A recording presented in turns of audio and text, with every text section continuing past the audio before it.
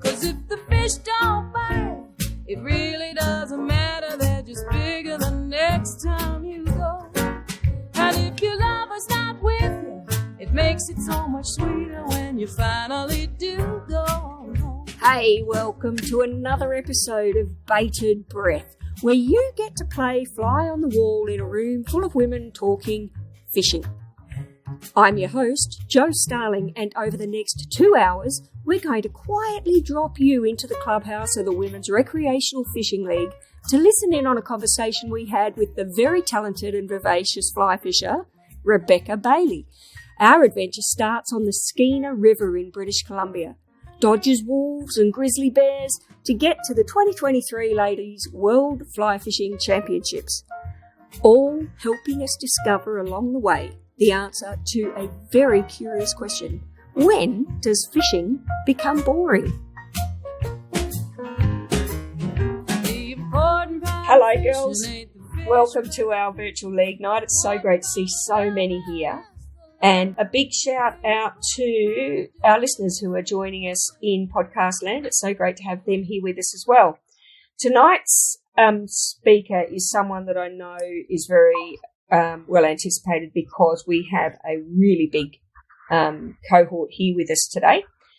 Rebecca Bailey is a fantastic woman. She's so inspirational. She is personally responsible for the fact that I'm still woken up at night with sciatica from being an old duck trying to keep up with her springing along rocks on the Threadbow River. Rebecca and I have had some great adventures together, and I know we've got more coming up because I bid $700 to get an overnight with Rebecca on the Snowy Mountain Rivers to get inside her head about a topic that we're all here to learn about tonight, and that's fly fishing. The reason why I've asked Rebecca to come back so soon after the last fantastic presentation she did for us is that she's just returned from the Ladies World Fly Fishing Championships, where she competed for Australia. And being a bunch of competitive women like I know that we are, I figured that we'd like to know what it's like to represent your country in the sport that we all love, fishing, right? Rebecca told me that she had such an amazing experience, and that she's got so many photos to share with us. It's going to be like a slide night, but with a whole heap of extra info in there. So without further ado, I would like to get you, Rebecca, to please share your screen. Yep. And I'm going to hand over to her, literally with bated breath, wait to hear this fantastic presentation. Over to you, Beck. Thank you so much for having me again, ladies. So as Jo said, I will be speaking to you tonight about my recent trip to British Columbia in Canada, where I spent 5 weeks in total. I fished for bull trout, and I competed in the Ladies World Fly Fishing Championships, which was held in Kamloops, BC. So this is our team. We have, from the left, we have Fiona, Jane, myself, Julie, Karen, and Jules is our manager and substitute fisherwoman. To qualify for a competition like this, it's a 3-year commitment, which I know Jo has just set out to achieve, and I've got her back. Thank you. You have to fish 3 consecutive national championships. Also fishing state competitions, which can be held all throughout Australia. So some in Tasmania, New South Wales, Victoria. And you need to aim to place in the top 33% in order to accumulate ranking points to be chosen for the team. After the 3-year period, the top 5 from each country are chosen to represent the country.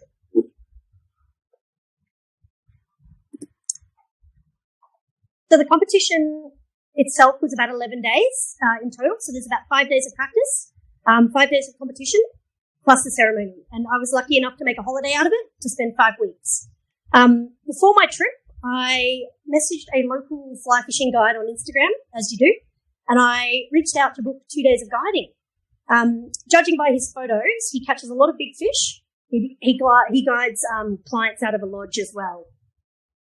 We chatted on the phone a few weeks before the trip, and he said he actually had a week and a half free, and wanted to show me around a bit just to make the trip the best I could. Yeah, the best he could.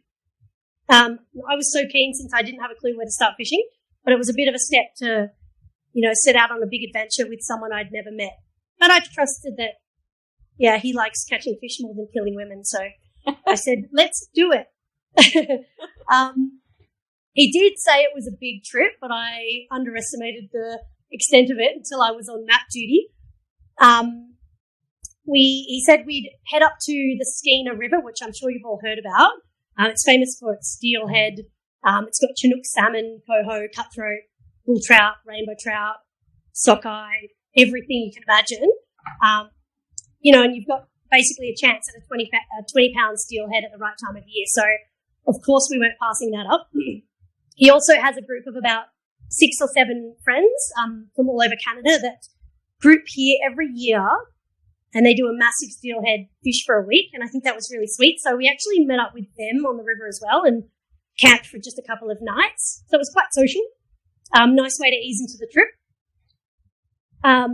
So the whole trip up to the Skeena was about 1,200 kilometres. We did it over 2 days and camped along the way, just a night. Unfortunately, over those 2 days, I actually didn't catch a steelhead. I spent the 2 days working on my spey casting. I did see a lot of fish. So there was like spawning salmon swimming up through my legs the whole time. It was just an amazing place to fish. The group of guys said compared to other years, which I think they'd done 6 consecutive trips, they said the flow was rather low and the numbers of steelhead were down. So, yeah, I'd like to put that down to why I didn't catch anything. But, the views were amazing. So, regardless of not catching anything, look where I was fishing, It was beautiful scenery. We decided to check out a few of the tributaries of the Skeena as well, just because the Skeena wasn't producing. We tried the Kispioks and the Bulkley. To get to the Bulk, we drove down this dirt road. It just looked like nobody had driven down it in years. And we were in some thick grizzly bear country. The signs of them were very obvious. Here is in this photo, you'll see my fly fishing boot compared to the size of this grizzly paw print that I came across not far from the car. It was very obvious that many grizzly bears frequent this area quite often with their cubs as well. There were dead fish, lying on the bank of the river with their heads ripped off from the bears. Apparently they take their heads due to the nutrients. As you can see in this photo, if you look at the ground, you can see dozens of tracks. Amazing scenery, but it's really hard to put that thought of a big grizzly bear coming out of the tree line behind you, and just enjoy the fishing. So, it was an amazing place, but we didn't catch anything. We hooked a few salmon and landed a couple, but you don't really want to catch the pink salmon. They're there to spawn. So we were targeting the 20-pound steelhead, really. This video you'll see, it's just a short clip of some spawning salmon. It's in a different tributary, but I just thought I'd give you an insight into what it looks like when they're doing it. You can get quite close, and that's what draws the bears down close to the river before winter to fatten up. Wow. Yeah, it's pretty cool. So after 2 days, we said goodbye to Matt's mates, and we hit the road to get into some bull trout. It had been 4 or 5 days and I'd been in Canada and I hadn't caught a fish yet. So I was itching to catch something and I didn't care how big it was. Matt had fished this particular place once before, so he was talking it up quite a lot. I didn't want to get too excited about it because I couldn't fathom, casting at 15-pound bull trout, really. It's nothing like we have back home. So from the Skeena, we drove another 820 kilometres northeast. We camped a night along the way. The last part of the drive, we'd stocked up on food and spare fuel, and we downloaded maps so we didn't get lost in the last town with service. And then we hit this dirt road, which was about 6 hours. Just winds through a state forest. You can get lost very easily, but luckily we had maps and Matt had been there in the past. So, yeah, it was amazing. So we actually pulled the car up, and I saw in that first pool under the bridge, there was a big school of bull trout. I couldn't believe it. Like, we just got out of the car, rigged up, and I thought, here's my shot at my first huge bull trout. So after about a dozen casts of being nervous and, you know, throwing it in the wrong spot, I did land one. And I popped it in my weigh net, my McLean's weigh net, and it went to 11 pounds. So before that moment, I'd never even caught a 10-pound fish. So I'd completely skipped the 10-pound and gone straight for 11. And as you can see by my smile, I am rather happy with that. That is one hell of a fish. Oh, thank you, Joe. And I can see in the notes that you've got there on screen that the fly was a white double bunny. So I'll go into that a little bit later, but basically, you're only allowed one hook in BC, one barbless hook. So we tied some articulated double bunnies and we just broke the second hook off. So we were fishing with a single barbless fly. It's just a long double bunny strip. So we just glued some material, like bunny material together, and it just moves really well in the water. But I'll definitely get into the fly selection a little bit later. Beautiful. I caught it on my 6-weight rod, which I use for my trout back home.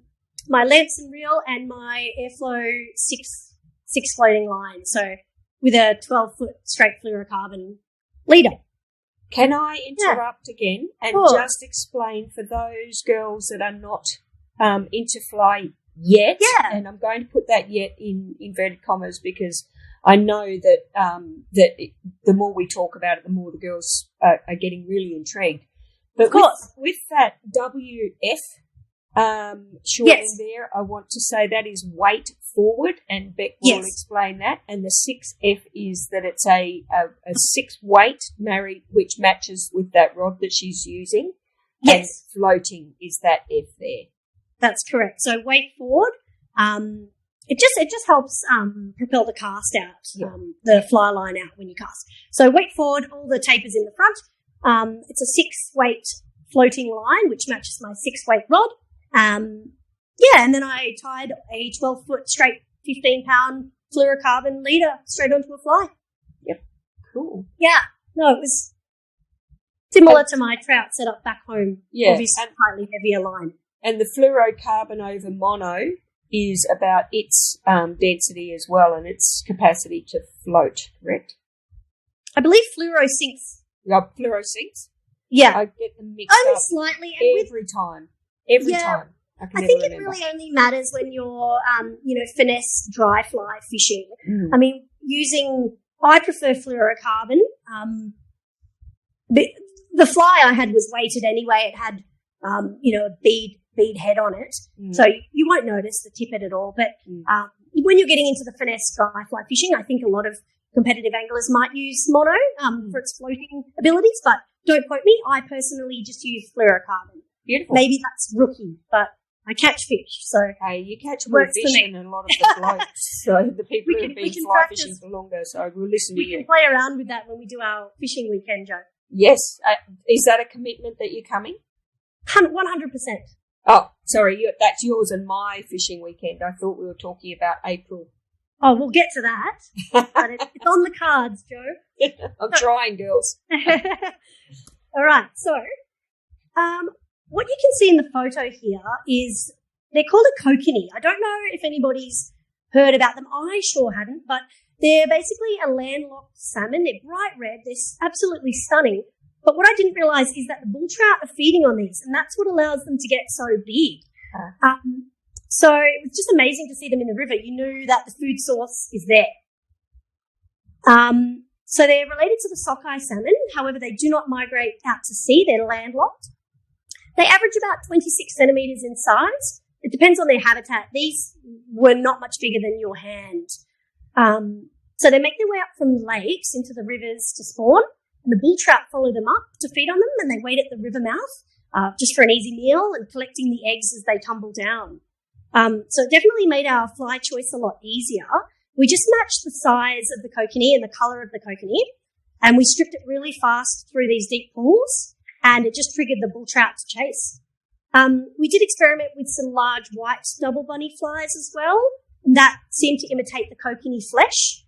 We just present that sort of in a dead drift, tumbling along the bottom of these pools, and the bull trout were, more than happy to eat them as well. Mm. We did get quite creative as well. A few days in, we nymphed a few out with some egg patterns. So just we used a 5-weight rod with a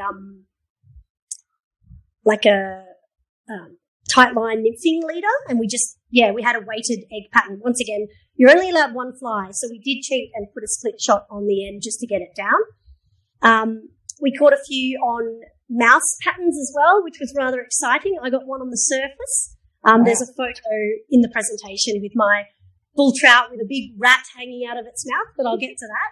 It was quite exciting. So those kokanee were everywhere, and they're so beautiful. They just light up the river. So this is me hooked up on a bull trout. You can see all the kokanee in the river as well. It's just a stunning spot. That was one of my favourite pools. I've got some drone footage to show you just above that pool in a minute. Wow. The colours are amazing. I know, the contrast. So that was us making our way downstream to get to the river mouth. Matt was saying in the past when he'd fished, he found very large bull trout sitting at the mouth of the river, up to 20 pounds. So, we were catching fish up to 15 pounds in this river, but knowing that there's much larger bull trout at the end of it was quite exciting. Although you couldn't speed your way down, it was very hard not to stop at every single pool on the way. So this is a photo of me. Matt's actually standing on the log jam taking a photo of me across the river, and I'm swinging my fly right in under the timber and trying to lure one of the big ones out. We did catch a few in this pool as well.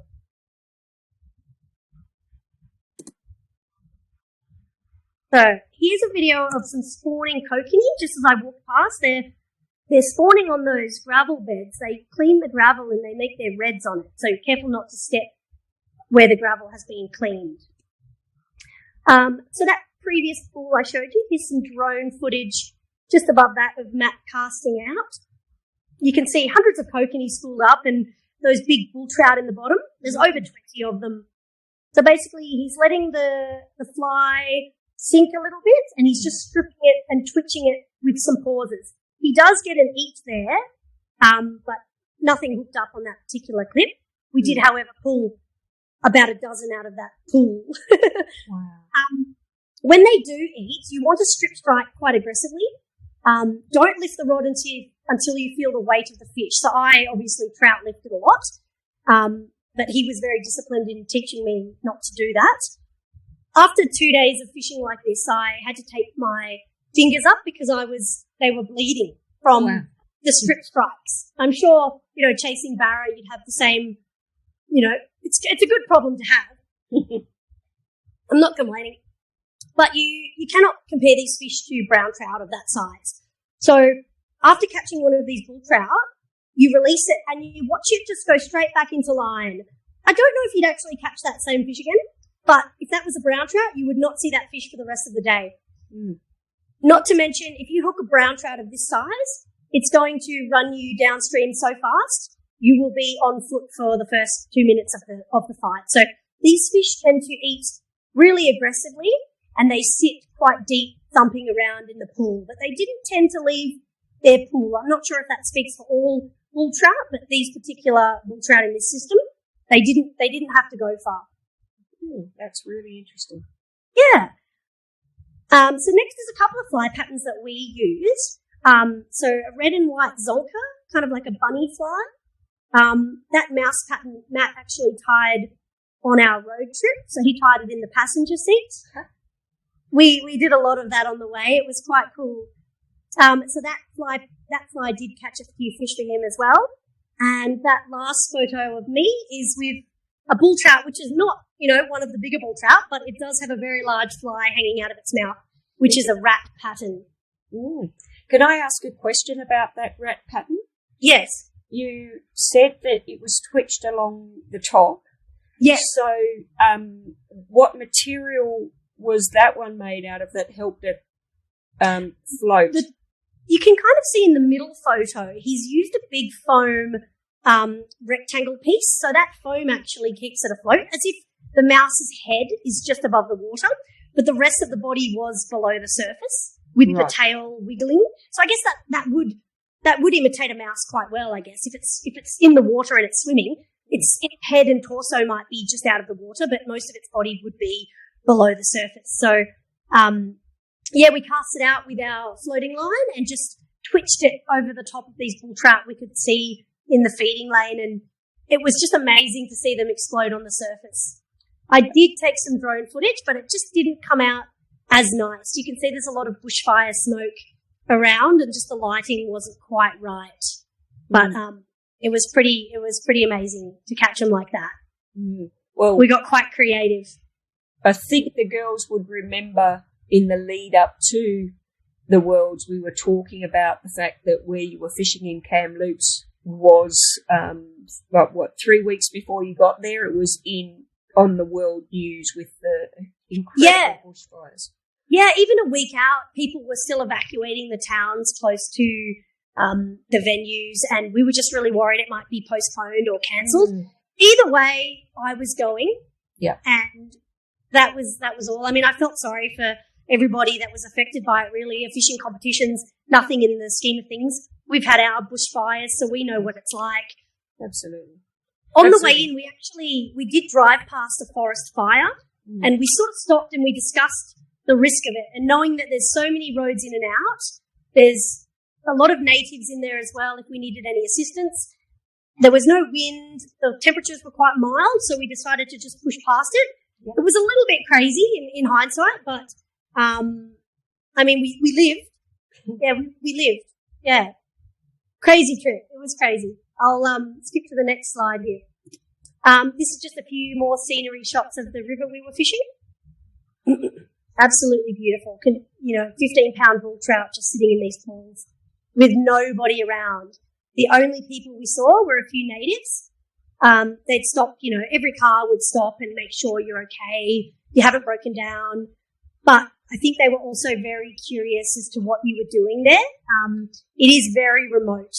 It was, an 18-hour drive, so they don't see a lot of people up there. So it was fair for them to check and just suss us out a little bit. But most of them were quite nice. That's wonderful. Yeah, there's Matt next to a really lovely pool. Very happy looking. And that's I thought I'd include one of his fish. I can't take all the credit here. An amazing. Wow, that's just come up. It had a bit of lag, but that did it? Incredible. Oh, what a fish, right? Yeah.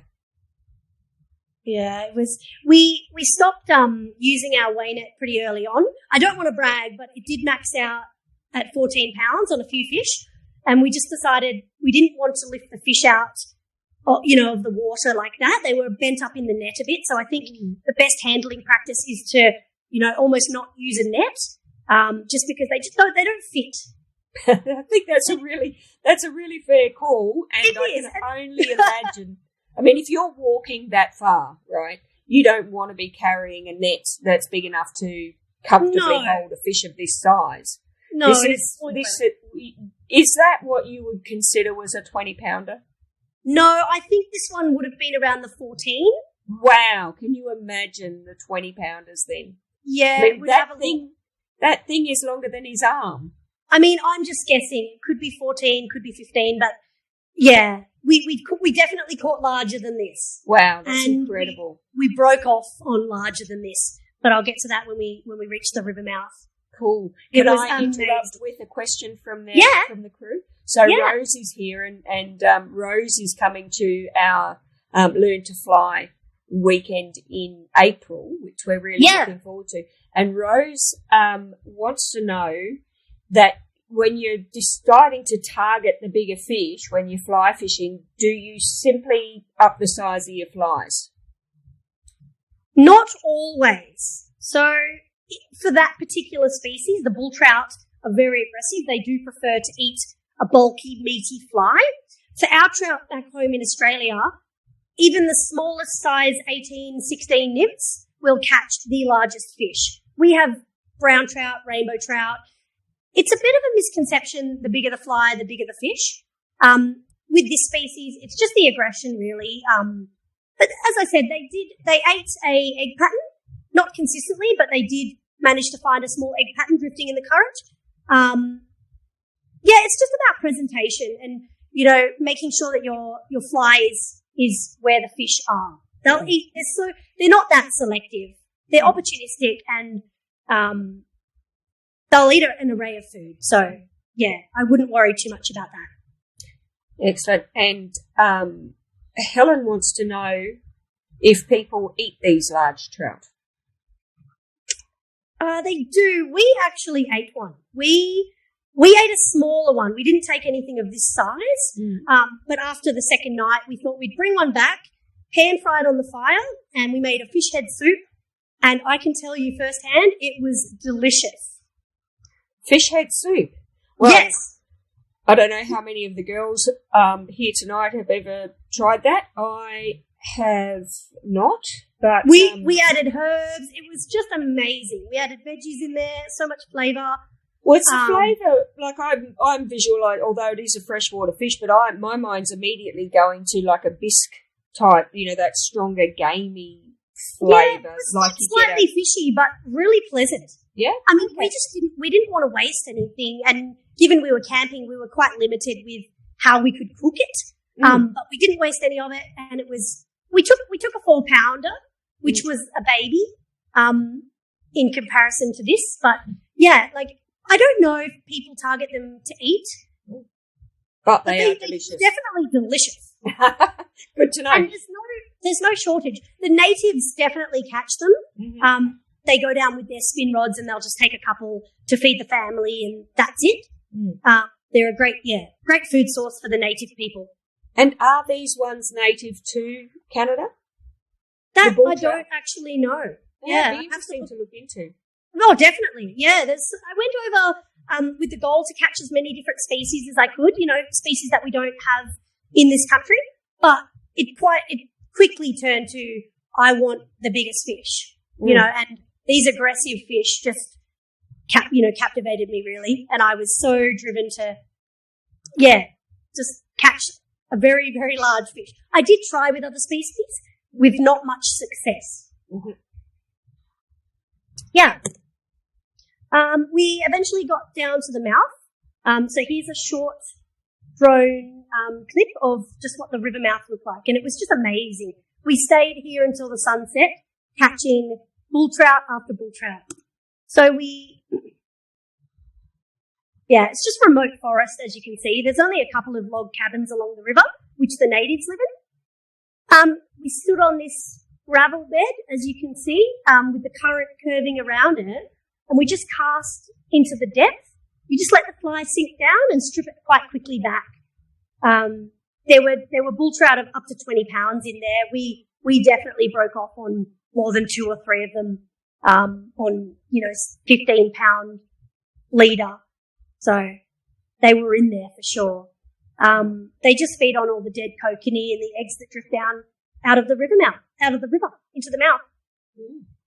It was amazing. We just watched the sunset, and we made coffees on the bank there. We took our jet boil down, and it was just a surreal place. I mean, I was looking over my shoulder a lot for the odd grizzly bear. And as we were making our way down the river, we were yelling, "Hey bear," on, every bend, just so we don't spook any. Which, I don't miss that, honestly. I love camping here in Australia. Yeah, we worry about snakes, but they're not going to come and attack you from behind the trees. No, just don't step on a snake. But see, a grizzly bear comes out in a bad mood, and your dinner. Matt said to me, if a grizzly bear is walking towards us, and it's not showing any signs of leaving, you need to lie down and play dead, and it will toss you around a little bit, and hopefully get bored of you very quickly. Now that was a local fisherman's advice to me, and I felt sick.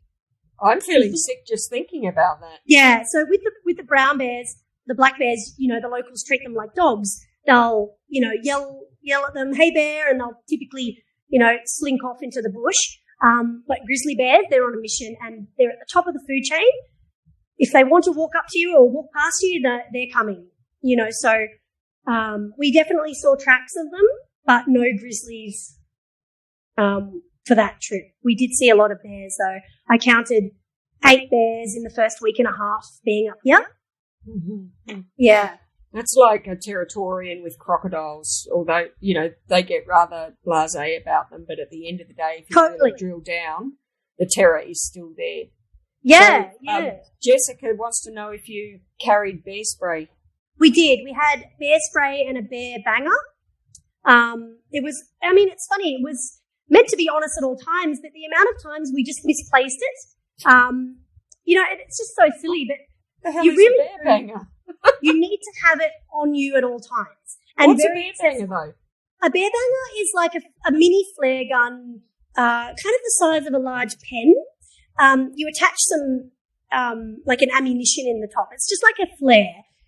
You shoot it off if there's a bear that might not be showing signs of leaving after, you call, hey bear, or try to scare it off. So as a last resort, you shoot a bear banger just to warn it off, and typically it'll run away. Uh-huh. But when I purchased it from the store, the lady who sold it to me instilled a new fear in me, and she said, "Oh, don't shoot it behind the bear, or the bear will run at you." And I said, "Excuse me?" I said, "How do I need some training? Like how do I shoot this off so it doesn't, land behind the bear and an angry bear's running at me?" So Matt decided to shoot one off for me, and we watched it. It flew about 100 meters and then exploded like a firecracker. Right. But it didn't make me feel good. And having a little bear spray mace can, knowing that the bear would need to be that close to me in an aggressive fashion for me to be squirting this in its face, not to mention you don't want to squirt it into the wind or you get a face full of bear spray. So it's just chaos. I love Canada, but damn, we're so lucky here. Oh. So here's a nice a fish photo with me in it. You can see the size of the flies we were throwing.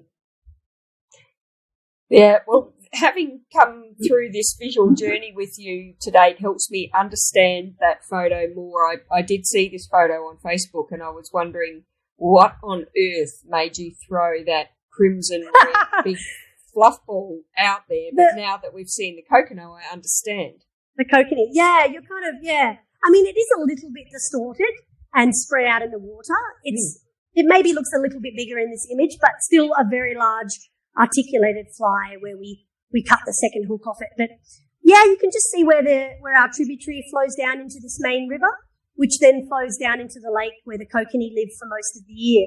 So it's an amazing fishery and just wilderness as far as you can see. Amazing. Yeah.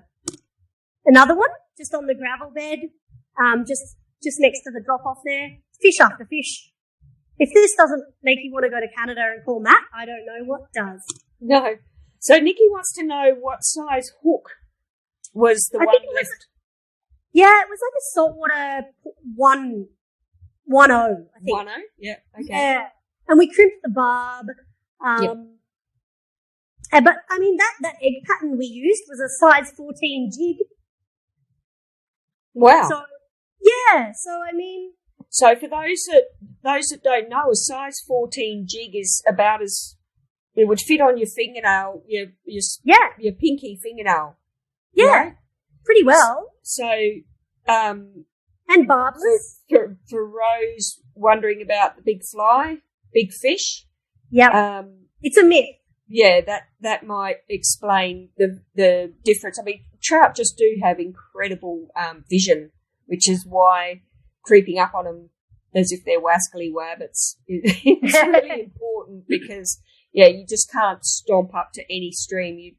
They've got all their senses are on spidey alert. So I think, stealth is quite important. And when you're fishing for, trout in a really clear, a clear low stream, you might want to down your tippet size just for more stealth. Obviously approach a lot slower, stay low. Things like that are a bit more important than the size of the fly you're throwing. Although in saying that, you're not throwing one of these flies, these double bunny flies, out into a little trout stream. No. But, you know, the more wary the fish are, like New Zealand brown trout, the more finesse and stealth you need. These fish will eat anything. They don't see flies. The ones that see lures are killed anyway by the locals. So there's not, these fish, I mean, they really have never seen a fly. I'm very confident to say that. Matt's only been there once himself. It's such a long way away from anywhere. So fish like this, you could throw bacon on a hook and get one. Wow. Yeah. It's a lovely photo, this one, with the sunset. You can see the sun setting reflection on the body of the bull trout. So amazing. That's, Matt hooked up to a big fish. I'm sure he lost it. He got cocky. And that's me. That was one of the last fish of the evening. We decided we should probably head back, even though the fishing was still red hot. We thought, you know what, there is a threat of bears. It's getting dark. We've got about 1.5 kilometres to get back to camp, walking up the river. We need to sort of make dinner and all of these things. So, we decided just to head back. We did, of course, stop and fish those very likely pools on the way back and picked out a few more fish. It would be rude not to, really. So we get back to camp, make our dinner, settle in for the night, and the next morning I wake up. Right outside my tent is a rather large wolf paw print right next to it, within 5 meters, the size of your fist, your fist with knuckles. It was just huge. And while we were making breakfast that same morning, we had 2 visitors, as you can see in this photo. Oh. So I was sitting around the fire making brekkie, and for some reason, I turned my head and looked across the river, and I see this mother bear and a cub, but they're walking in the opposite direction, and they are on the opposite side. So I said to Matt, "There's a bear," and he immediately jumped up, which made me a bit worried because he's the local one that should be a bit more relaxed. So he leapt up. He's looking for the bear spray, looking for the bear banger, which, I think the bear spray's in the tent. The bear bangers might be in the car. We were just a mess. So it was about 45 seconds before we made it up to the car. And this photo was taken on the bridge. And in that 45 seconds, the mother and cub had actually crossed over the river and they were now walking up towards us. Oh, God. The wind was on their back as well, so they weren't detecting us. We were watching them get quite close. I said, "Should we set off this bear banger?" And he said, "No, they'll eventually smell us. It's not worth setting it off." They do get used to those sounds as well, and they can get used to the bear banger not being a threat if they hear it enough. So it's best to only use it in a more serious situation. So she ended up getting about 50 meters away from us, within 50 meters, and I saw her usher her cub away with her nose, and the cub hid in the forest, and she put her nose in the air and she was smelling us, and within 10 seconds she had also wandered off. But, I mean, I was thinking, okay, where did she go? And every time I went off, to pee in the woods, I was, hey bear, just hoping that she wasn't still waiting for me, watching me. So, I mean, they were beautiful to see up close like that. But as I said, in the first week and a half, I saw 8 bears, most of which were from the car, but this was probably the closest encounter we had with them, which was pretty cool. I'm always quite aware when they have a cub as well, though. They can get quite protective over the cub. But it wasn't a threatening situation, so it was all good. So we decided to spend the next few days just fishing different tributaries of that same river. We found kokanee and bull trout in most of them, all of them except one really. That night we took the bull trout to eat, and it was just amazing. It was such a good experience. So I have absolutely no regrets reaching out to Matt on Instagram that day, even though it felt completely crazy, completely insane to do such a big trip with a random person I'd never met. but it was the best part of my trip in hindsight. Mm. Yeah, so we did. We spent another 4 days up there, just pretty well catching the same size fish, flying the drone around, taking some amazing footage. It was a really, really amazing time.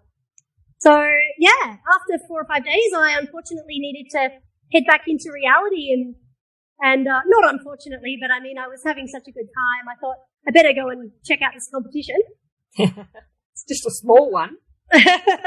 So no, I did feel bad. I met the ladies in town and I did feel a bit guilty a bit shameful turning up to the competition with no practice. You know, they said, "Oh, you've been here a couple of weeks.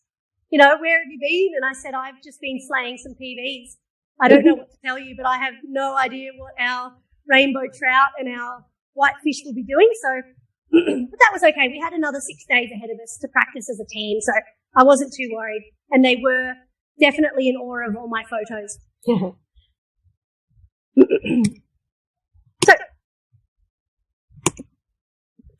So before we move on, I have a question from Rose. Yeah. How do you know what size leader to use? The length of the leader? I think she's talking about the weight because we were talking that you were on 15 pound. Yeah, yeah. And so, but you were casting also at fish that you knew were 20 pound plus, and you were getting broken off. So I think the question is actually around where do you make that decision? How do you make that decision? That is a tricky one. We thought, 15 pound is it's overkill almost. You could probably get away with 12 pound, but you're playing the fish a lot longer and a lot more carefully. We were happy to hook them and bring them in, so 15 pound was fine. I think 20 pound would be overkill, but honestly, it wouldn't matter. The fish would not notice. Right. When you're finesse trout fishing or you're fishing in New Zealand, you do need to be really stealthy with that tippet, in diameter and in length. So, for example, a clear New Zealand trout stream where I know there's big browns, I might put on a 17 or 15 foot leader, 15 to 17 foot leader in total. Just trying to keep the distance between my fly and my fly line splashing on the water. Mm-hmm. So, once again, you do need to know the size of the fish you're targeting, and just make a judgment call. If you are breaking off regularly, that is a sign to up the tippet or up the leader immediately. We broke off 2 fish, out of about 80. Yeah.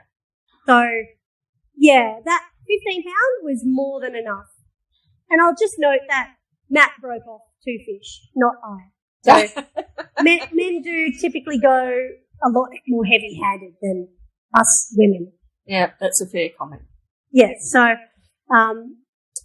that's my answer. Yeah. Yeah, so the hidden in that little jibe at someone who's obviously become quite a good mate, I would imagine, Rebecca, after that time.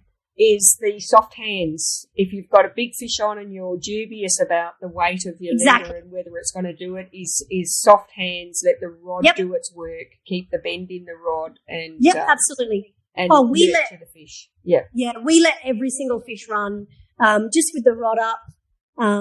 Just let them have their moments, just like all trout. Just that first, 30 seconds is where they're most strongest. So, that first 30 seconds of the fight, you do need to just be extra careful. You're not dragging these fish in. Yeah. Each fight took up to 4 or 5 minutes. So it's just, you're definitely not bringing these fish in a hurry, even on 15 pound. And I wouldn't want to. No. Yeah. So, I hope that answers the question. Yep. I think that was. Feel free to shoot through any more. Yep. As they come through. Yeah, so here's a few photos just from the initial meet-up with the team. We checked into this really nice little cabin we had on Lake Tunkwa. You can see it in the second photo there. We've got lake views right out the front. We tied flies for a couple of days at the table there. It was really social. We spent an entire day tying. We watched almost the sunrise. We had coffees. We had breakfast. We watched it rain. we saw it snow, and then we saw the snow melt and the sunset. So we were really committed to making sure we had enough flies to get us by and more. We were only allowed one barbless fly at a time. So it was crazy for us to be tying, hundreds of flies. We used this viewpoint as an advantage for us. Jules had brought along some binoculars. So we'd sit at the table and we'd spy on all the local fishermen. They don't tend to lock style fish over there, which is our competition style of we use a drogue and we drift with the wind behind us. That's our competition requirement as well. But the locals don't tend to do that. They will find fish on their sounder and they will anchor. So we would take notes of where the locals are anchored day to day as a reference, because that was one of our competition lakes. We were not allowed to fish that lake or any of the competition water, but we did rent some boats through the reception area and took them out for the day, just scoping out all the bays and drop-offs and weed beds and things, which was, I would pass that along to any future team that is a real advantage. If you can get yourself out on the lake, just to get a lay of the land and mark the structure, that is a huge advantage. It's almost an advantage that the locals would have. Jules and Julie would also go down to the boat ramp, as two lovely ladies just chatting to, a fisherman as he comes in for the day, and they'd gather all this intel of what flies they used and what depth and what retrieve, and it was really, really funny to watch them, spend an hour chatting to these people and coming back with all this information. It was so good. I would definitely use that as an advantage, ladies. Joe, you should do that. You'll fly under the radar. No one takes us seriously as fishing women. So yeah, I thought if some of the burly guys went down, would they be as friendly? I don't know, but they were pretty friendly with blonde Jules. Yeah, it was fun. She was a great manager. Yeah. So first photo, that's all of our waders drying out after a day of practice on the river. We were allowed to go down and have a look at all of our beats on the Similkameen River. It was a 2.5 hour drive one way, 5 hours return from our cabin, which it was a massive day, but it was worth it, to see the actual venue. So we decided to do 2 days. We drove down, had a look at all of our beats, spotted some whitefish, rainbows, things like that, just trying to figure out where they were holding. We did fish that river. You're allowed to fish I believe the lower section or the higher section, I don't know, but it's not the actual beats of the competition. So we were able to get on the water. We practiced for an hour and a half, and then we had lunch and did another hour and a half. I was very happy. I landed 58 fish. A few were small, but 58 fish in numbers in 3 hours. So, and all the other ladies did really well as well. But we'd come back and we'd discuss what flies we used to catch those fish, where they were holding in the water column, and how they work, because we'd never fished for whitefish before, but we found out that they school up in these deep slow pools, and they're really happy to eat. They're sort of like a whiting. So they look a lot like a freshwater whiting. Really small mouths, typically bottom feeders. So it's quite hard to hook them. You miss them a lot, but they tend to come back. So they just eat and eat and eat. So they were really easy to catch. So you'd get numbers up really, really easy with those whitefish if you were lucky enough to find a school of them.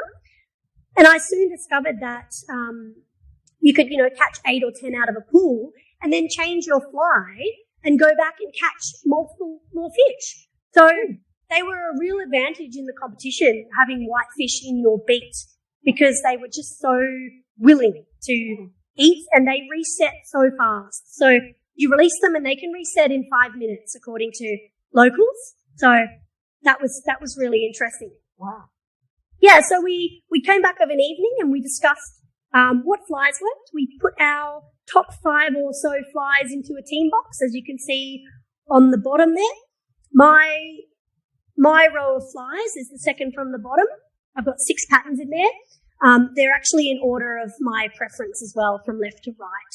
So we all did that, and we came to an agreement. There are some very similar patterns that we all used, and we didn't discuss prior. So a lot of us used squirrel flies with light pink beads, copper hotspot pheasant tails.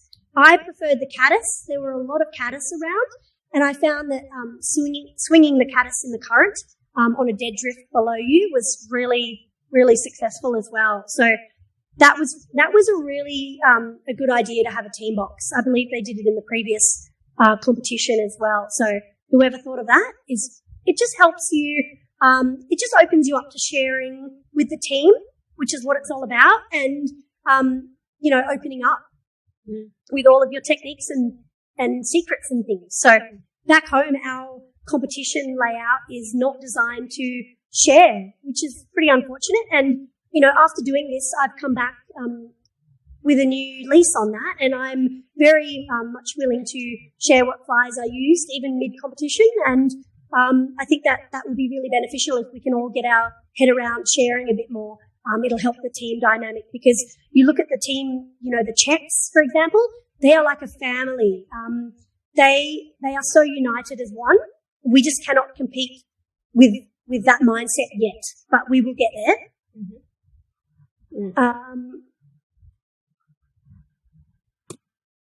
So here's a couple more photos. Glenn Eggleton up on the top left. He was part of the men's team and also the husband of one of the lady competitors, Jane. Fantastic guy. Great to fish with as well. So that's him fishing one of the lakes, the practice lakes.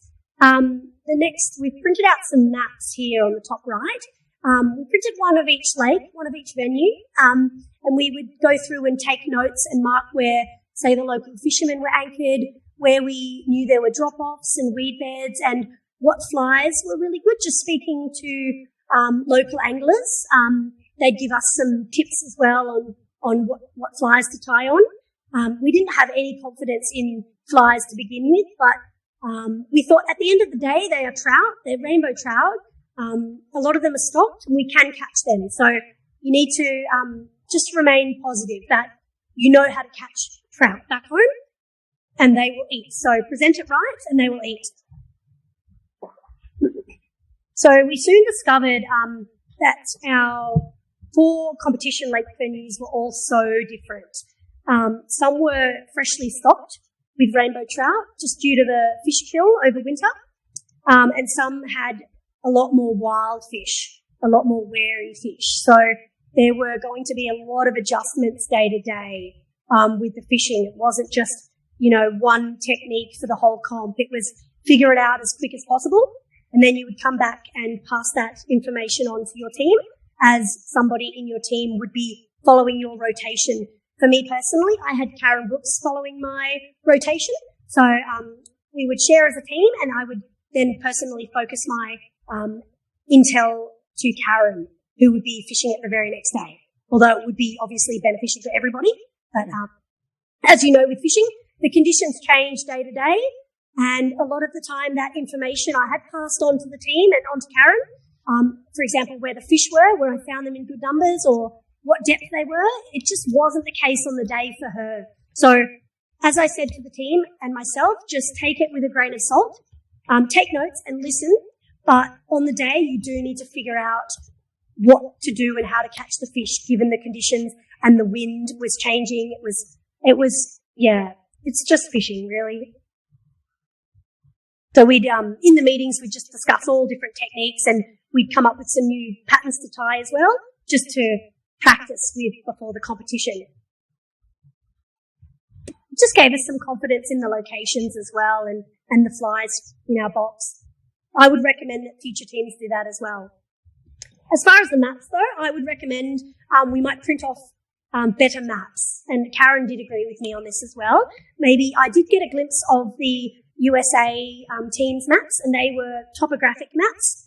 They had really detailed weed beds that we did not have in our maps. So it was good that we had maps, but I think there's a lot of work that needs to be done there. And as I said, maybe get out on the lakes in advance and map them out yourself as well. So this was my lovely group that I had. It was a representative of every country. So we had Canada from the left, South Africa, England, USA, the Czech, Netherlands, Australia, Sweden, New Zealand, and unfortunately we didn't notice that Scotland was in the bathroom. So she disappeared. We took a group photo without her, and we do feel very bad.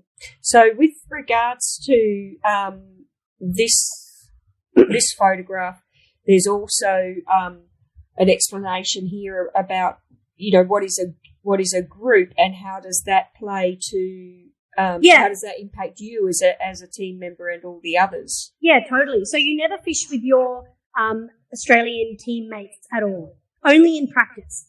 So you're split up into groups. You can see our yellow lanyards we're group A, yellow. We were all staying in the same hotel as well. So, you get to socialize with everybody, but at the end of the day, you get on the shuttle bus, with that particular group that you're with. And you fish against all of these ladies. They are your competitors. You're also partnered up with them in the boats as well. So it's a complete random draw. The lady in the middle in the green, she went ahead and won the competition. So, I actually did have quite a tough group. I didn't realize, at this time when this photo was taken, but I ended up having 5 people in this group, that placed in the top 19. So, including the winner. So, it was a very tough group to compete against. Yeah. Well, congratulations to you for doing so well. Whilst we're in that, where did you place? Overall, I placed 13th out of 51. Yeah, I just wanted to make sure that was mentioned because I know how humble you are.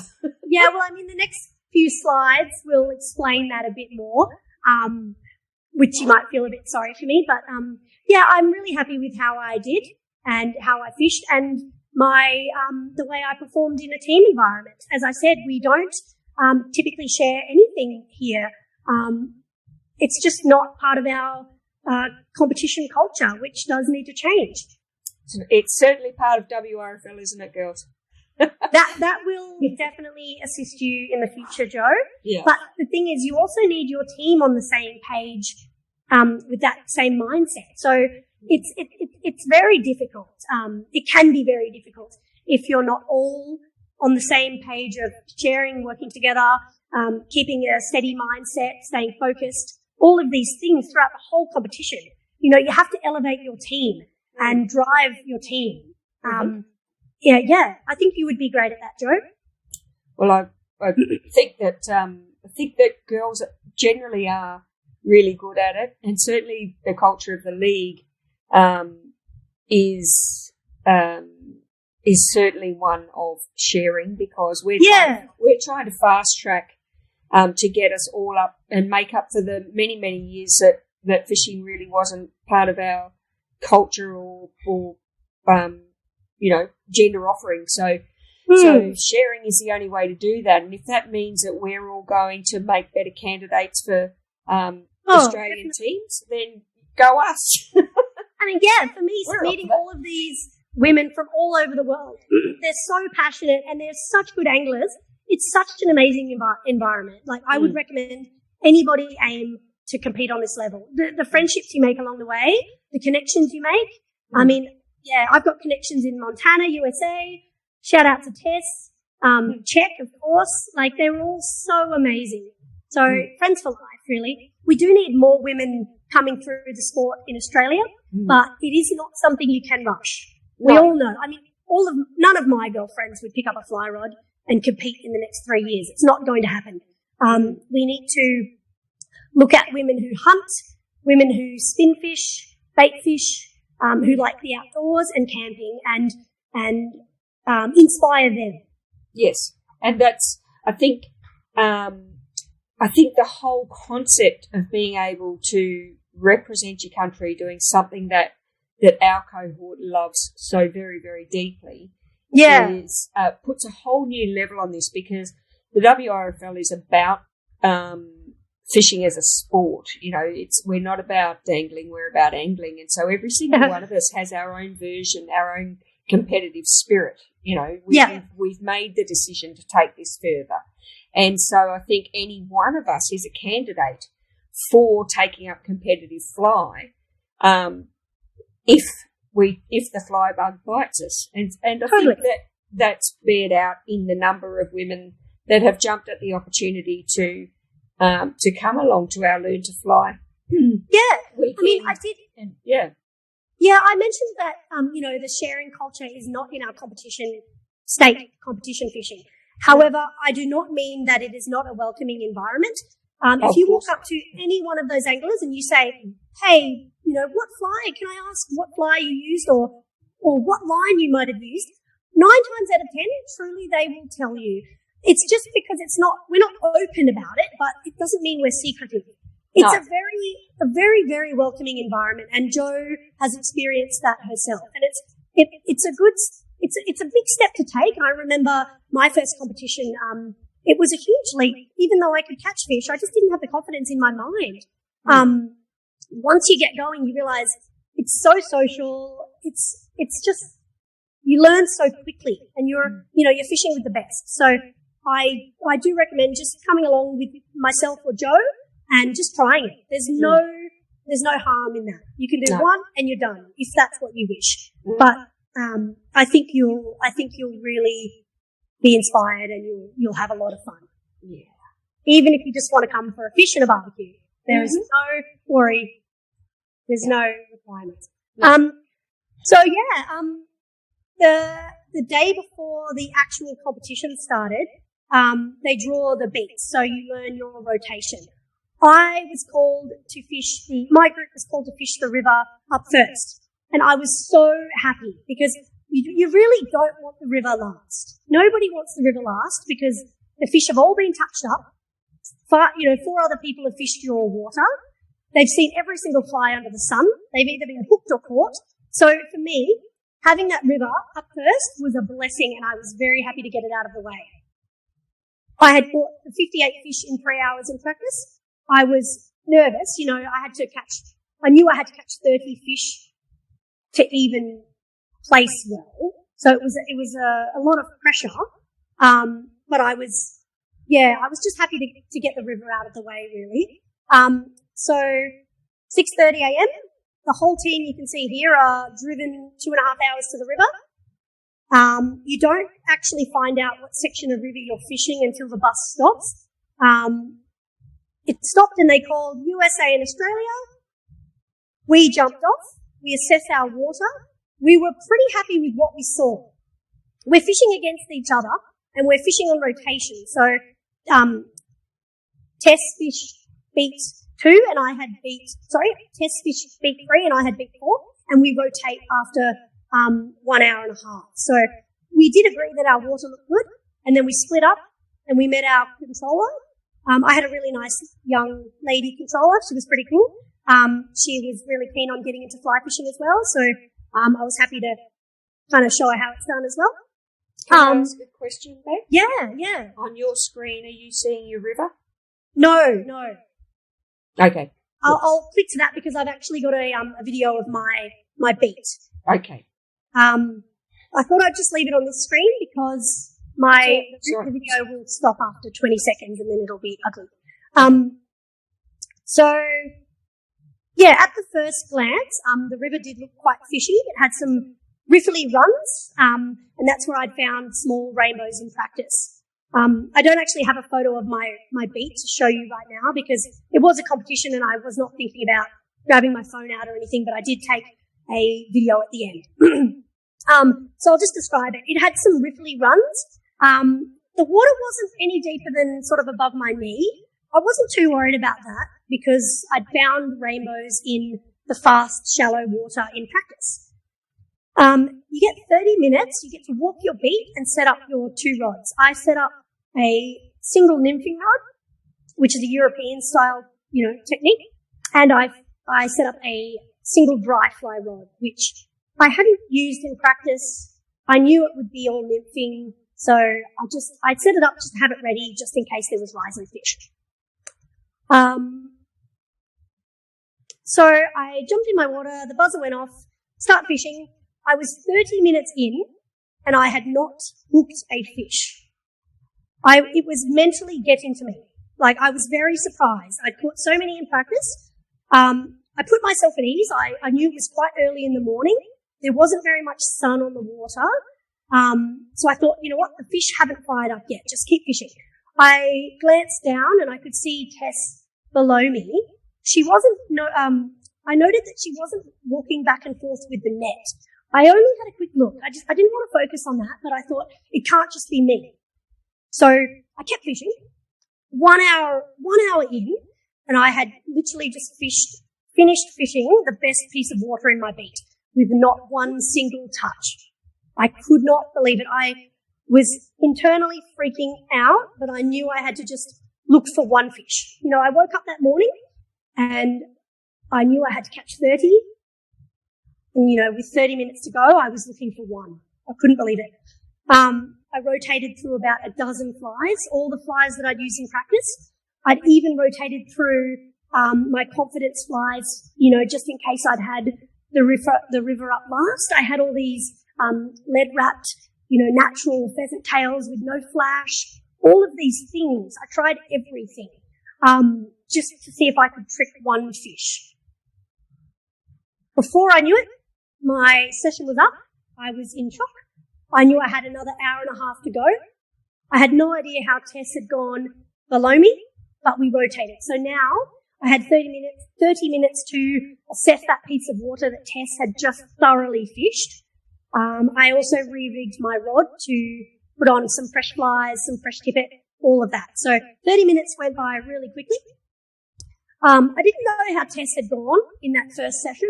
And I was thinking, you know, maybe she would find a fish that I might have left behind, or, you know, what had I done wrong, things like that. So I thought, you know what, I'm going to approach her water by crossing the river to start, and that would give the fish a different presentation if the fish were there.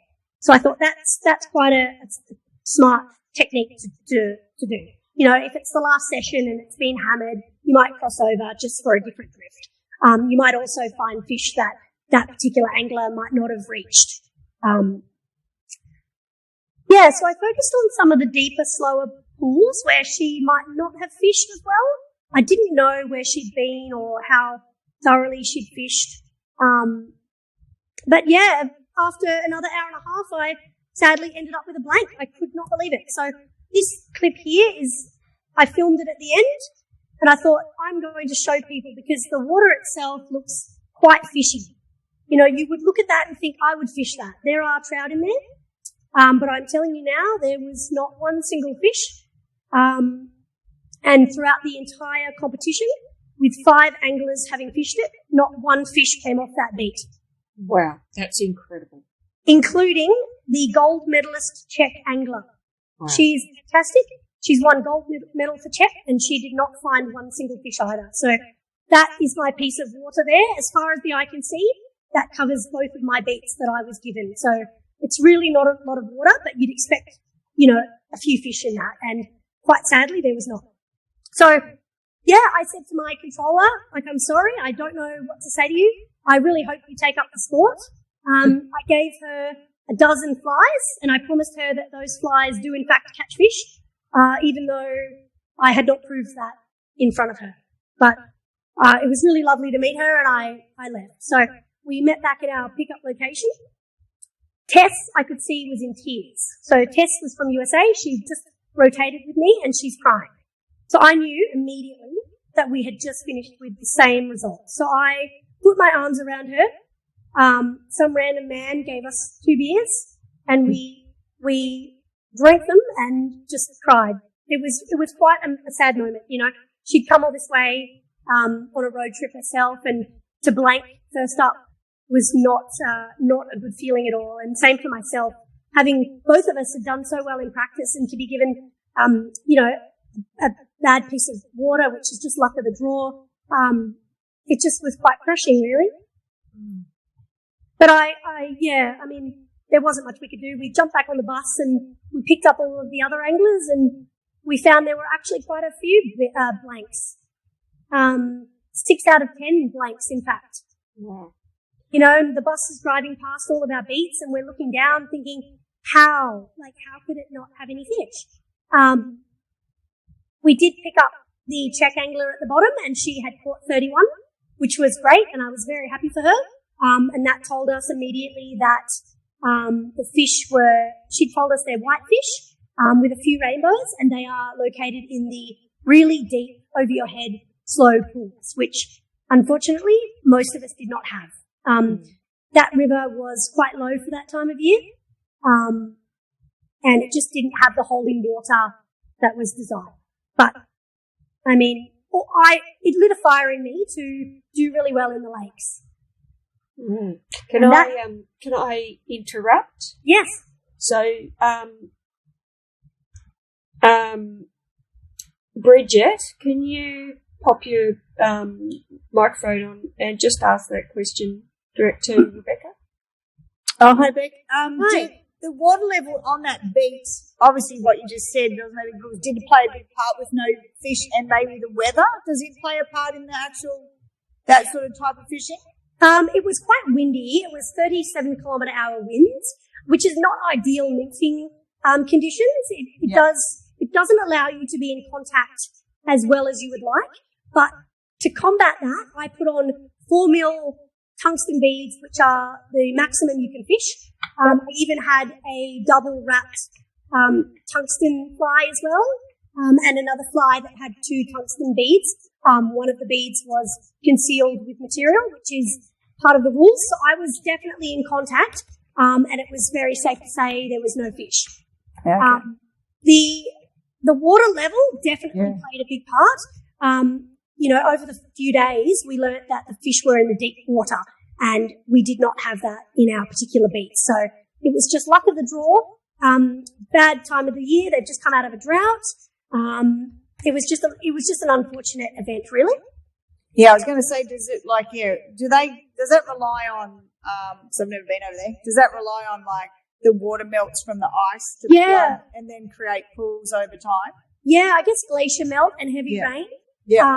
And they just didn't have it that season. They did have bad bushfires and a really dry summer. So, I think it was I would have loved to see a venue change, but I've never organised a competition myself and especially on that level. And I cannot imagine the headache of changing a river venue and having to redo all the beats. I just think it's not possible. Yeah, no. And obviously on day one, you know, you blank. That's all you know. You don't know how the next day will go. So, I mean, I got back to my team and I nearly cried. I said, I don't know what to tell you. Everything that we just learned in practice is out the window. And of course, Karen, who's got the river tomorrow, she was thinking, oh no, you know, and just hoping that she had one of those good beats. Yeah. And that's all you can do in that situation.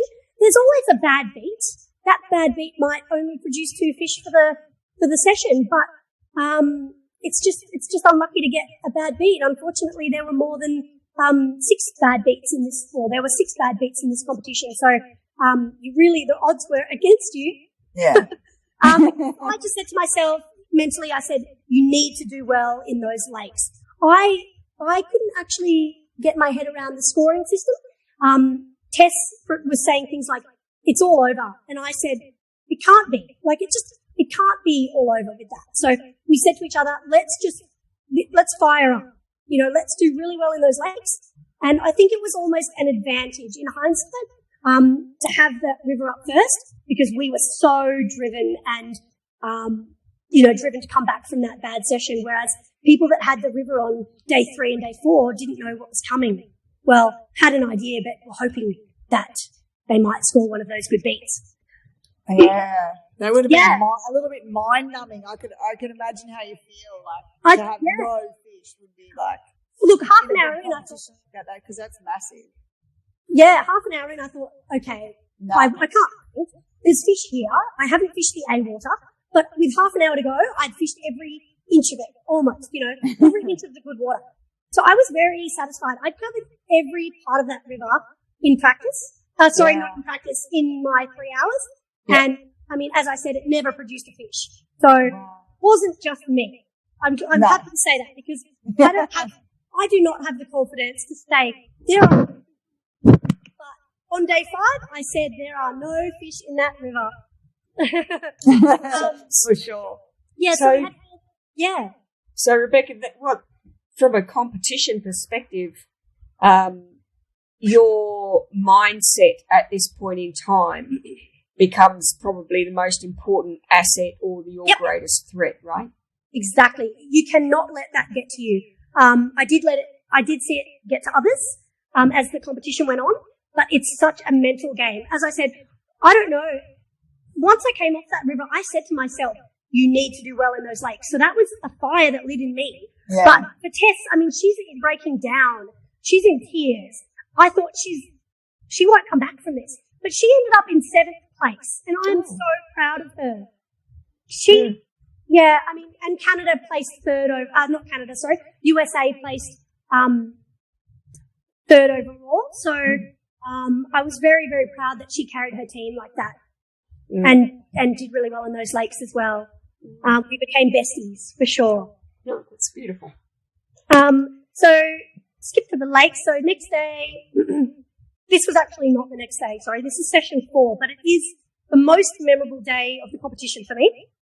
So at Sullivan Lake, we get to the boat ramp and they call the draw. So it's announced that my boat partner would be Tess from the USA, who I bonded with over the river session. So yeah, I was really happy to have her. She's such a lovely person, you know, to be in the boat with her all day. She's a great angler. I was very happy. She came running up to me with this fire in her eyes and she said, like, I don't care who wins, but you and I are placing 1st and 2nd today. Mm-hmm.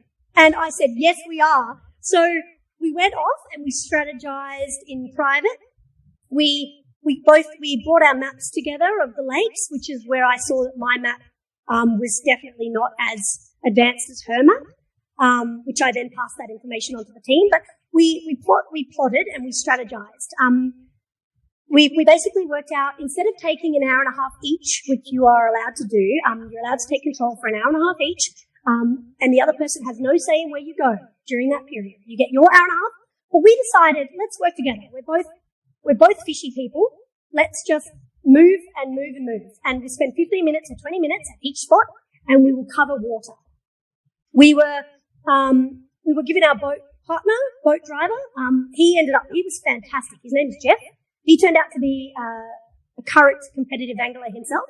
So as far as the drifts and what we were asking him to do and where to put us, he was all over it. You know, when we said, Jeff, we need some stealth, he would be on the oars. Or when we said, Jeff, can you quickly motor us out? We need to redrift this. He was all over it. Like, I love Jeff. I wish we had a beer with him. He's a really good guy. So yeah, we jumped in the boat. We head out. We had a plan. We had plan A. We set out for it. It was a weed bed down the bottom of the lake, but it immediately backfired. 3 other boats beat us there. So that was it. We said to each other, right, plan B for sure. We're not fishing, you know, amongst 3 other boats. So we made this split-second decision to go right back up the top of the lake. We still had some steaming time, so the fishing competition itself hadn't actually started. So we had about 10 minutes to move again. We went back up the top of the lake and we tried this one weed bed that Tess knew of. It's tiny. There wasn't much to it at all, and I actually didn't know about it. We started fishing, and within a few minutes, she landed a fish. We said, okay, they're here, right? And it was a decent-sized fish. There'd been a lot of small fish caught, as in non-measurers, you know, under the 19, 20 centimetre mark. So we found a 30 centimetre fish, and we thought, right, we might be onto something here. We never, throughout the 3 hours, we never moved off that one weed bed. It was amazing, like most memorable day of fishing for me. We were either hooking or landing fish almost every drift. It was, you wouldn't leave that, you know, you don't leave fish to find fish.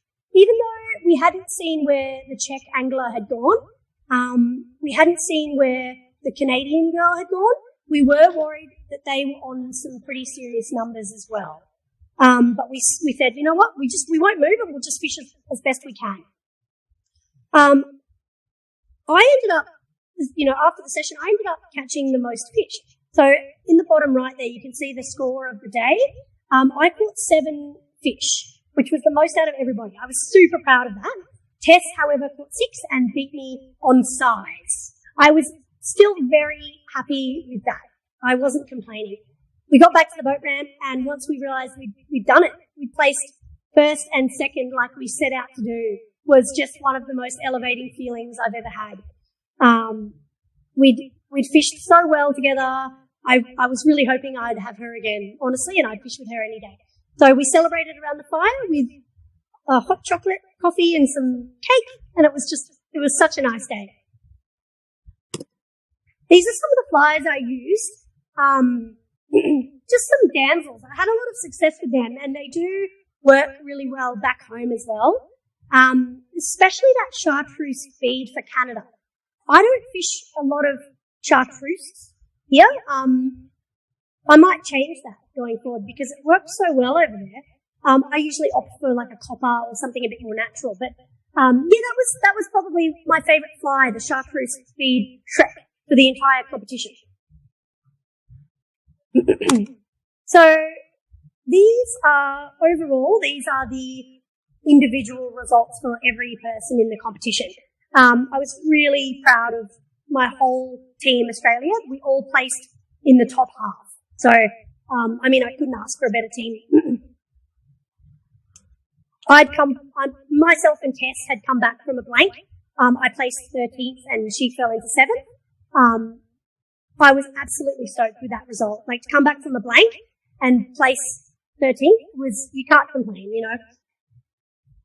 In my lakes, I'd done pretty well and I was happy with it. I'd placed 3rd, 2nd, 3rd, and then 4th overall in my group, which helped me climb the ladder.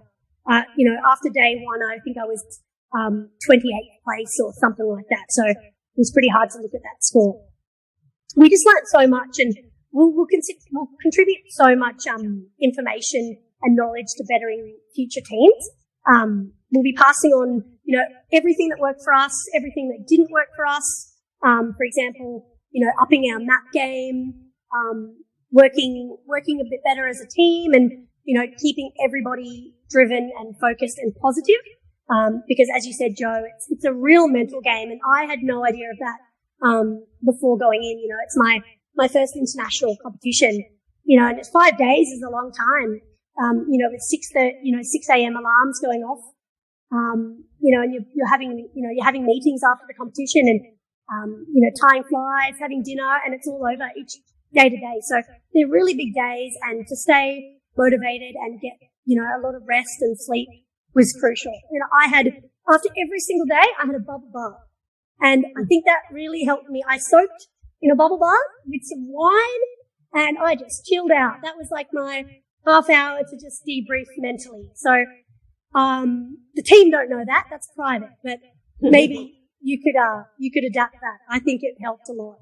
They might know it after listening to this podcast. What's that? They might know it after listening to this podcast. They'll all be having bubble baths. It definitely cleared my mind. So having those daily meetings as well, they went for about an hour or an hour and a half. And we'd all get together with our maps and we'd just share everything we had. Whether it was what fly worked, where we found fish, where we might have seen other people catching fish. That was another big part of it. You might not have done well yourself, but it's really important to get back to the team and tell them, where did those Czech anglers catch fish? Where did USA catch fish? Pass that information on. You need to be observant, while also, focusing on your own game, but just taking mental notes so you can better your team as a whole. And team dynamics are the most important thing. Just so mental, and make sure everyone's confident in what they're doing and the techniques. And some teams went out and used the same flies and they planned to use the same techniques, and that might work for them. But for us, we used our confidence flies and techniques up first. And, after about half an hour, if that wasn't working, you would start to change. And that was our strategy. I don't know if it's beneficial to go in and do the exact same thing as all of your teammates. But I mean, I don't know what the Czech girls do, but it would be very interesting to find out that information, whether, you know, they do what they feel is right on the day or they have a strict set plan. I don't know. But yeah, you basically want to share all of your information that you gather on the water, and just, yeah, any successful locations and, you know, knowing somebody's going to be rotating on your beat. So yeah, you definitely cannot go into this competition with an individual mindset. The whole team needs to do well. You know, for example, I placed first out of my team, Australia. That does not mean I get a gold medal. You know, we need to bring the entire team into the top 3 in order for individual medals to even take place. So it's not a sport, you know, a selfish sport. You're bringing your best angler and your worst angler up to the top, and you're making sure everybody is confident and remaining positive in what techniques they're learning, you know, and what they're doing. So yeah, here's the overall results as well. So Czech Republic placed first. They're very, very good anglers. I gave a couple of them a run. I did beat 2 individual Czechs. I was quite proud of myself. They're known for being the best in the world. Canadians placed second on their home water, so I was, you know, happy to see them do well on their, you know, locally as well. USA third and Australia in 4th. So yeah, I mean, I think we did really well. That was our first international competition as a team. We all knew each other going into it, but we've never had much time to fish together. So, you know, just in the odd state competition, we might meet up and see each other briefly, but to actually compete one-on-one like that was, yeah, it was a real learning curve. So for me, I stayed on for about 4 days. Some of the team left straight away, but I thought I just want to wind down, take a couple of days, see the trip out. I ended up getting COVID. So along with like everybody, well, not everybody, but half the field got COVID. So, you know, we were crammed into these buses and it just spread like wildfire. Luckily, I wasn't too badly affected. I had, you know, a bit of a cough and things, but, yeah, I didn't know for a couple of days and I started to feel tired and I just put it down to the competition taking the wind out of me. But, sorry, I forgot this photo. This is a photo of the closing ceremony with the winning teams, Canada, Czech, and USA. Beautiful. They all look pretty happy as well. I checked out of my hotel on the last day and, I ran into a couple of nice guys that I'd seen, a few days prior hanging out at one of the venues. Apparently, you know, fishing with random men is a trend with me. So I approached them immediately and I said, hey guys, like, good to see you again. What's your deal? They said they were helping out with the competition. And I said, what are you up to today? And they said, we're going fishing. So naturally I said, may I join? So they, of course you can. They were pretty happy to take me out. They were watching my results through the competition as well. We got down to the lake and launched the boat and they said they were actually the 2 guides for the Czech team, the winning Czech team. So how lucky, right? Like I just bumped into some pros and they were offering to take me fishing. Well, offering, not really. I'd kind of crashed their mandate, I think, but I did ask multiple times, is it okay? You know, is this a man trip? You know, what's going on? So they were very happy to take me out. They shared all the local knowledge they had for me, everything they passed on to the Czechs, including, you know, what flies they used, what lines they used, what retrieves they used, and all this stuff. It was just amazing intel, and it was a really relaxed day of fishing in a beautiful location, as you can see, and watched the sunset. And that was the end of my trip. Like, yeah, just spending the day with 2 lovely local fly fishing guides. So I wouldn't change a thing. Yeah, memories of a lifetime. Really, that's me. That's just been amazing, and I must say, I feel very much like that was such a thorough trip report, and Oh. I felt that I was there in a lot of it, and I can't believe, like, my chest would tighten with the mention of the bears, and I can't believe that you had a wolf footprint outside your tent. That's just terrifying stuff. So I congratulate you on being able to paint such a wonderful picture. I do have questions now. I'm going to ask one from Christella, who's up in Darwin. Yeah. And Christella has family around at the moment, but is boycotting them to listen to us. So well done, Christella. But she said it's a bit loud to ask this question herself, so I'm going to ask it on her behalf. How does the size of fish over there compare to what we catch here in Australia? Because remembering Christella is a barra fisher up in the top end, and there is no such thing as trout up there. So this is all new fascinating stuff. I mean, those bull trout that you all saw in that video are not the average size by any means. They are monstrous. I had, a Canadian guide message me a few days later saying, how did you come to Canada for a month and catch bigger bull trout than I've ever caught in my life living here? So for me, I credit Matt completely for taking me to his number one, PB bull trout spot, really. So on average, those bull trout, I mean, I've seen bull trout around the 30 centimetre mark, much like brown trout, I guess. But the difference with where I was fishing, it had the kokanee. So that was their food source, and that was what was allowing them to reach the size that they did. But I think on average, it's quite similar to back home, maybe obviously slightly bigger in Canada with the steelheads and the salmon and things like that. But they do have, larger streams and bigger waterways, glacier fed, a lot more nutrients and things like that. So I will say much bigger fish in Canada. I'm on the hunt now to find some big fish here, but we do have to work very, very hard for a 5-pound trout here.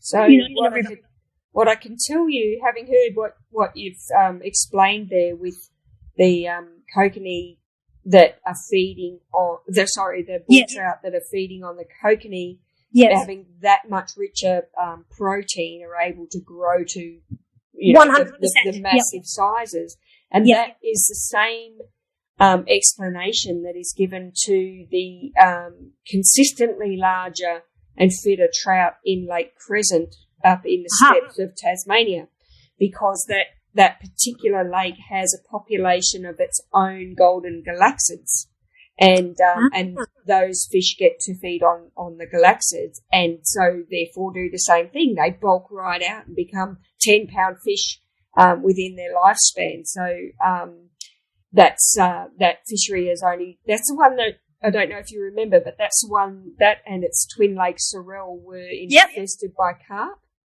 Okay. And so it was about 2 years, I think, ago, no, longer than that, maybe 3 or 4 years ago, that Crescent was opened up to fishing again. And Lake Sorrel has just been cleared with the barriers taken out in the last 6 months. So, good. That's good news. Yeah, and so I caught a 10-pound trout on the dark side, so trolling on Lake Crescent last year. And so I can tell you they are in there, Rebecca, and I know you're heading to Tassie. I mean, it's all food. Yeah, it's all food source and, nutrients and things like that. To find a 5-pound fish in a river here is you need to work hard. You're definitely not pulling the car up to an 11-pound fish. No. It was a 16-hour drive, but still, pull the car up on a bridge, please. Yeah. No, that's right. All right. Now, there have been questions coming through on the chat, but I'm now going to open this up to the girls because we need some fresh voices in here. We had questions from Helen, Bridget, and Rose outside of that, and Kimmy Adams telling me that she's caught a 7-pound trout at Crescent. It's a great waterway. Well done. So, girls, take your time, turn yourselves off mute, and let's get the conversation happening. Thank you for listening to me as well, everybody. Oh, there's lovely comments in the chat that you'll be able to go back and revisit. Definitely. Rose, how about we start with you, babe? Hey, Hi, Rose. Hey, Rebecca. Just figured I'd just let you know that I think you're a massive inspiration. Oh, thank you.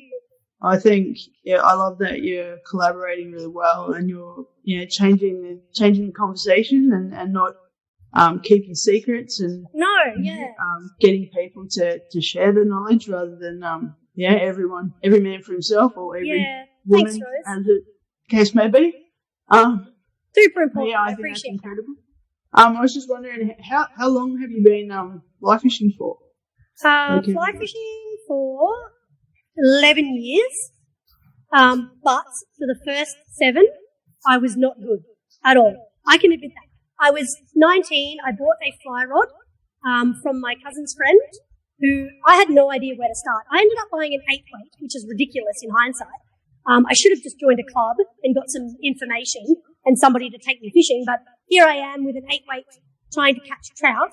So for 7 years or 6 years or so, I really didn't better my skills rapidly at all. I was catching, the odd fish in a weekend, and I was pretty happy catching 1 or 2. But as soon as I started competitive fishing, it was like a light switch.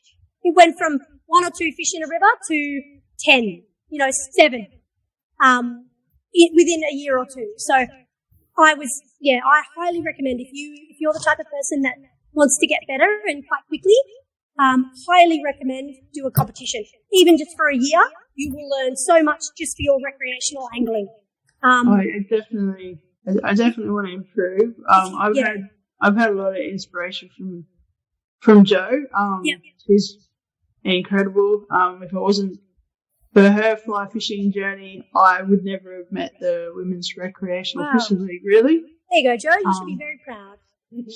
I'm sure she is. Yeah. I definitely want to improve because I live in the Blue Mountains and there's plenty of trout up here to catch. Oh, there is, yeah. Snowies is a bit of a hike for you, but it would be worth the 5.5 hours drive just to, take a long weekend and get it. I can show you around if you ever come down, for sure. Message me and we'll go for that would be amazing. Weekend. Yeah. I've always wanted to fish Jindabyne. Yeah, totally. I'm more than happy to do that with you. So maybe we can do that before you do a competition because I know mentally how hard it is to take that step, but you do have the motivation of wanting to better your recreational angling, and that's where I started. All I wanted to do was be a better fisherman. So without an ego, I just wanted to catch more fish. And here we are. Yeah. Can I ask, in that regard then, is maybe an extra question there. In competitions and stuff, is there a rule about having any kind of aid to help you to hold a rod? Aid to hold a rod. So in a river? Rebecca, I have a... Sorry, Yes. Jo. No, I was going to explain. So if you could explain, that would be better coming from you.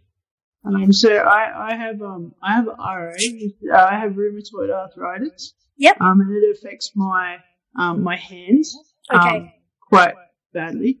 And as a result, I love fly fishing. I'm not great at it. I'm not very good at it at all, but I'm getting better. But I can't hold a rod for a long period of time in my hand. But I've got like a kind of, I don't know, it's a bit like a belt, I guess you could call it. Like a brace. It's like a brace that a fishing rod, like a fly rod in particular, fits into a little sleeve. Okay. On it, so that I can hold the rod. So when Takes I'm the pressure off of casting, it. it's just so that when I'm casting, if I can't hold the rod, I don't end up throwing the rod. Yeah, okay, well, I don't know that. I don't know the answer to that, but I'm very happy to find out in the coming days, and I'll let Jo know. That'd be amazing. But can I ask, what weight rod do you use? So I had a 6-weight, but I just recently made a 5-weight. Wow, okay, impressive. I made a, what's it called again? It's an epic. Epic, yeah. Yep. That's impressive that you're building fly rods. I'm Wow. It took me a very long time. I'd love to learn that side of things from you. I'm sure you wouldn't mind coming for a fish with me. Have you Imogen, ever? you want to talk to Imogen about fly Yeah, rod have you building? ever cast, say, a 2-weight rod, something a lot lighter? I haven't, no. Well, I don't understand the arthritis, but potentially having a much lighter rod in your hand might improve the longevity of your casting. I have a range of rods, including a 2-weight, which I'm happy for you to have a go of. That would be Rebecca, cool. if you come, if we can get come you to over the line iFly. to come and join us in April, Rose was one of the first to sign up. So, and that whole weekend is about casting and techniques, but it's also got to focus on strategy for competition fly. That's its point of difference. Yeah. So, and as you know, we've got this Karen, who is the Australian captain, and Jane Foster, who I noticed was the second placed Australian. Coming Very along. impressive. Yes. Yeah, so it'd be great if you're able to come as well. I'm sure that would provide a great opportunity. Yeah, definitely. Having all of the ladies in one place. Yes. That would be really cool. Yeah, and a number of the ladies here are actually coming along. I know we've got Bridget, who's coming because she won one of Derek Crossdale's split cane fly rods in our artisans raffle and doesn't do fly, so she's coming along. I believe Kendall's coming. Is that right, Kendall? Hopefully. I just got to make sure that I can swing it just with going to Baronets and everything like that and work and money and all the rest of it. I've just got to, now I'm back from Europe, I can sit down and try and figure that all out. Now I'm feeling that pain. And I know we've got Karen Van Bale here tonight, and she picked up the fly rod recently in the States. She was over there doing some shopping through all those gorgeous Bass Pro places and got herself a fly rod. So she's coming along. Awesome.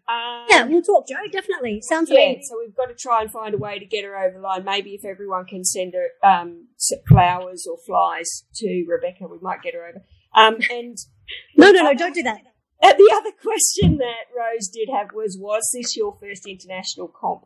Oh, yeah, she answered that. Yeah, it was my Okay. first. However, for the qualification, you do need to fish 3 consecutive nationals. So I fished nationals in Tasmania, Victoria, and New South Wales. So I've travelled a little bit with fly fishing, but never international. Never internationally with a competition. I've done New Zealand, but yeah, this was a big step for me. So I'm glad I made a holiday out of it as well. It's a long way to go. Yeah, so I picked Rebecca up as a bit of a mentor for me. I met Rebecca at my first ever fly comp, which I was invited to go and fish with Steve. We were both invited by Dawson to just give it a try. And I fell in love with it, and all you girls who know me would know why. And Steve was like, can take that or leave it, done enough comps in my lifetime. But that's where I met Rebecca and her effervescence and enthusiasm. She said, come and do more. And now I've sort of recruited Rebecca as one of my mentors. So this will be, I'm actually on Saturday, I fly to Tassie for my second national championships. I'm yet to earn ranking points, but I've got Rebecca on my side. And we're working as a team to improve my outcomes. For our next competition, we might go over some maps and maybe have a tying night the night before and just try and work together a little bit. 2 brains are stronger than 1, ladies. Absolutely. Now, who else had a question here? Christella, I asked. I know that Helen has a question. Yes. What are the weights that these trout in Canada get to, Beck? Weight is in there. Weight, age, I mean. Oh, the age. Oh, gosh. Quickly Googles it. I actually don't know, but I'm currently Googling lifespan of a bull trout. Yeah. They look like they're 55. They were positively prehistoric, weren't they? I girls? know, with the jaw on them. It said, Google tells me 10 to 12 years. Is that all? Wow. They must be on the 12-year side of things, jeez. Or they're juveniles that have just had their fix on coconut. Yeah, I'd say so. I mean, I've caught trout over in New Zealand that were just so slabby, so lethargic that you just know that they've probably just had their last spawn. You know? Oh, yeah. Yeah, and you can see by it, sometimes they're a bit more scarred up as well, so I guess that can be an indicator they might be an older fish. The first fish I caught, that 11-pounder, at the time it was, immaculate, but looking back on those photos, it did look like an older fish. It had a few little scars to it and a little bit skinnier than the other fish, things like that. It looked like an old man. And one more question, what were their lengths? We didn't measure, but 60 to 70 easily. Well,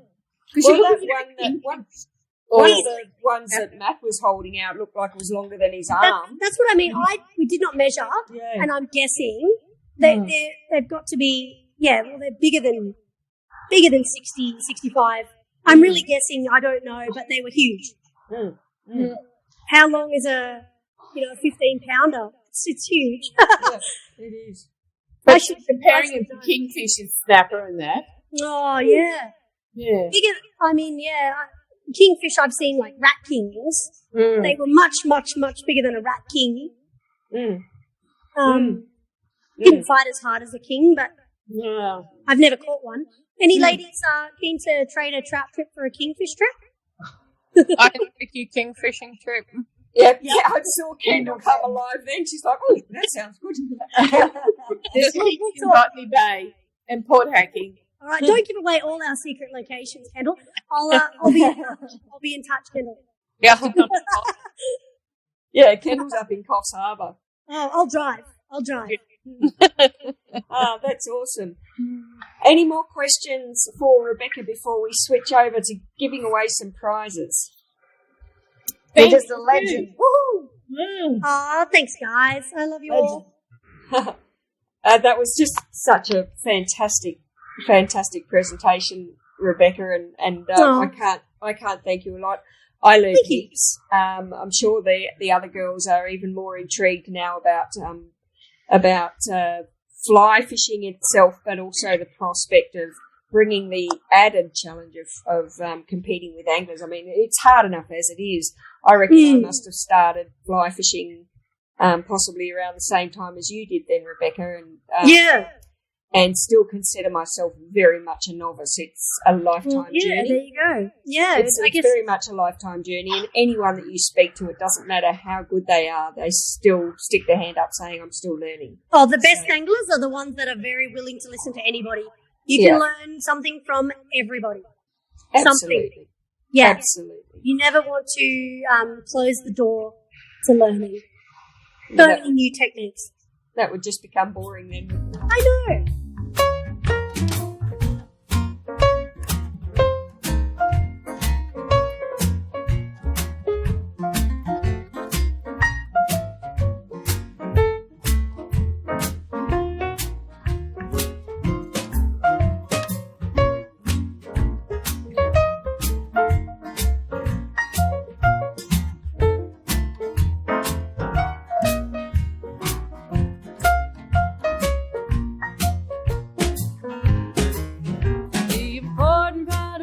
Ain't the fish, but the fishing.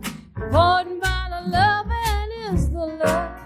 The important part of doing most anything you do is doing it with